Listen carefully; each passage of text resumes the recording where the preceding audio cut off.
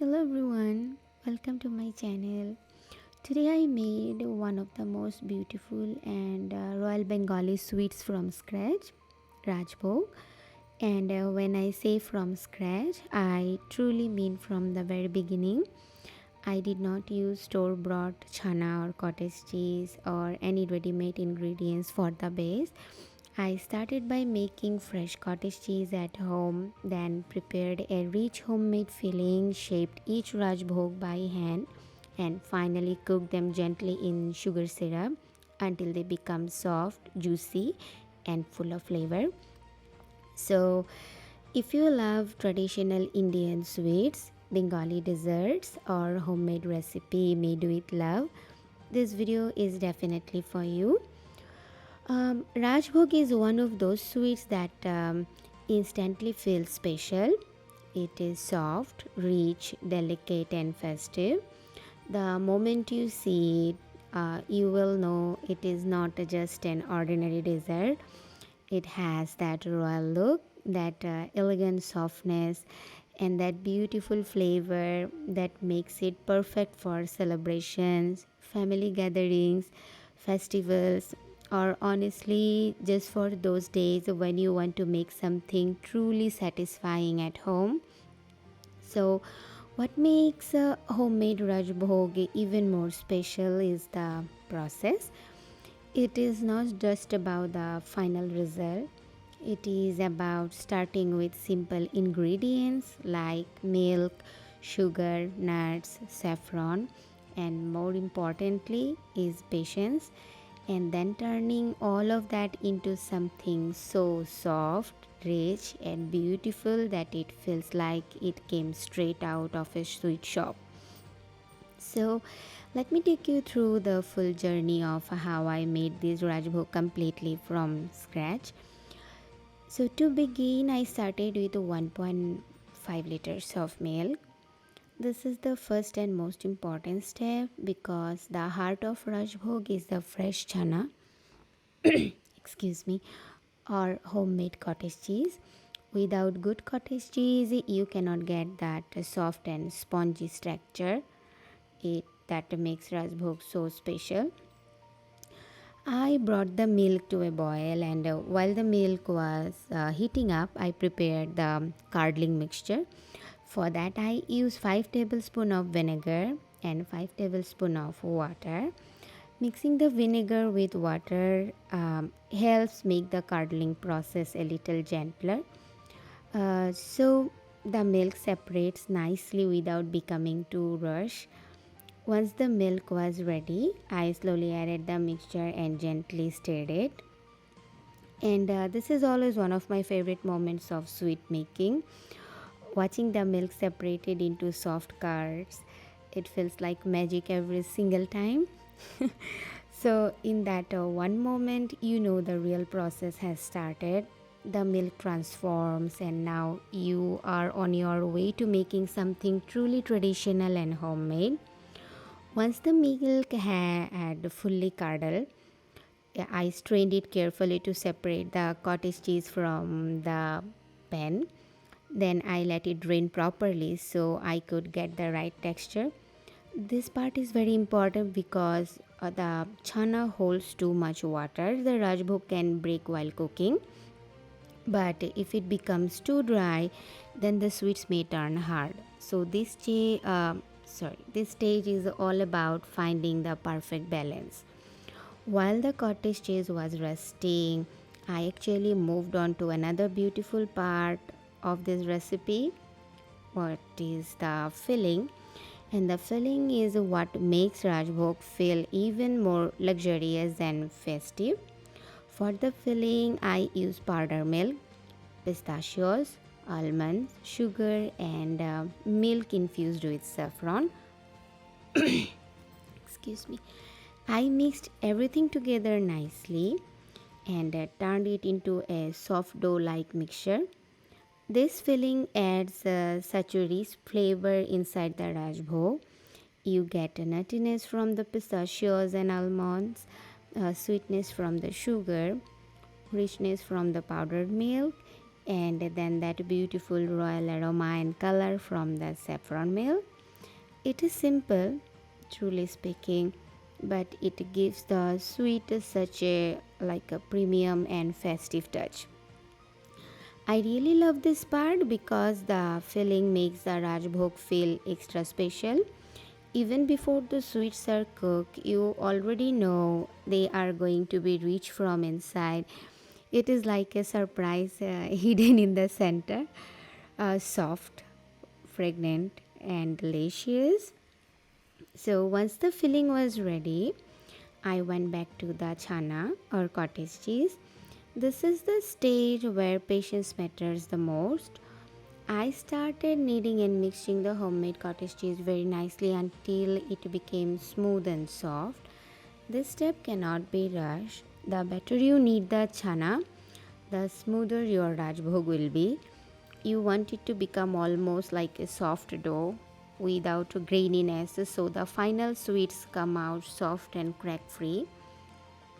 This is one of those traditional cooking steps where your hands tells you everything. Excuse me. You can actually feel the texture changing as you keep working it. At first it feels a little rough and crumbly, but slowly it starts becoming smoother, softer, and more elastic. And this is when you know it is actually getting ready. After that, I started making the balls. I took portion of a chana, flattened them slightly, placed a little bit of the prepared filling in the center, and then carefully close them and roll them into a smooth balls. And making sure always put a wet towel on those balls, otherwise the balls will get dry. So these steps needs a little care because you want the filling to stay nicely inside while the outer layer remains smooth and even. If there are cracks on the surface, the sweet may not cook properly.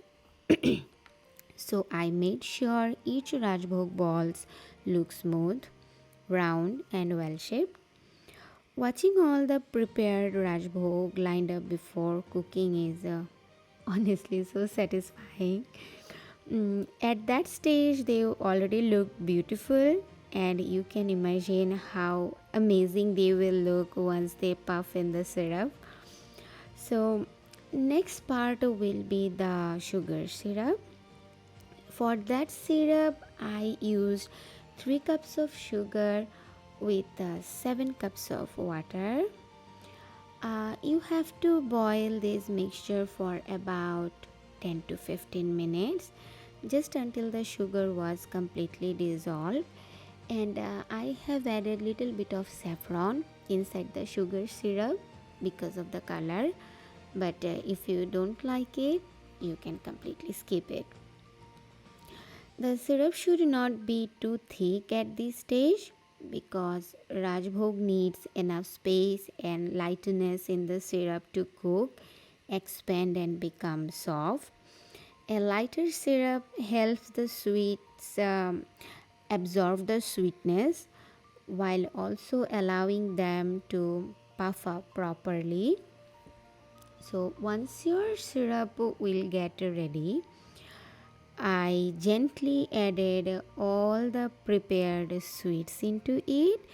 This is always the most exciting part of the process because this is where the transformation really happens. You place the raw sweets into the hot syrup, and slowly as they cook, they begin to swell, soften, and take on a beautiful spongy structure. I cook them for about 15 minutes on high flame. During this time, the Rajbhog actually started expanding and absorbing the syrup beautifully. This is the stage where all the earlier efforts starts paying off. Truly speaking, the kneading, the shaping, the filling, everything now comes together. But I did a one more important step to make the sweet even softer from the inside. I used a milk and corn flour mixture, and I heated everything for another 15 minutes. This helps create that softer, more delicate texture from within and gives the Rajbhog a lovely finish. It also adds a gentle richness and helps the sweet feel even more luxurious when you bite into them. By end of this process, the Rajbhog was looking exactly how it should: soft, juicy, plump, rich, and absolutely inviting. This is the kind of sweet that does not just look good, it feels special. It carries effort, patience, and that homemade warmth that you simply cannot get from something store bought. What I personally love most about making Rajbhog at home is that you get to experience every stage of the journey. You start with the plain milk, and then step by step you create something so elegant. First the milk turns into chana, and the chana becomes smooth dough, then the dough is shaped and filled, and finally those balls cook and become this soft juicy sweets. It is such a satisfying process from the beginning to end. And because I made the cottage cheese fresh at home, the final texture feels even more rewarding. I also feel that sweets like Rajbhog are deeply emotional. They are not just dessert, they represent celebration, hospitality, and tradition. In Bengali household and in many Indian homes, sweets are part of joy. So, the part of good news, festival tables, family visits, and happy occasions. So, whenever I make something like this, it does not feel like just cooking.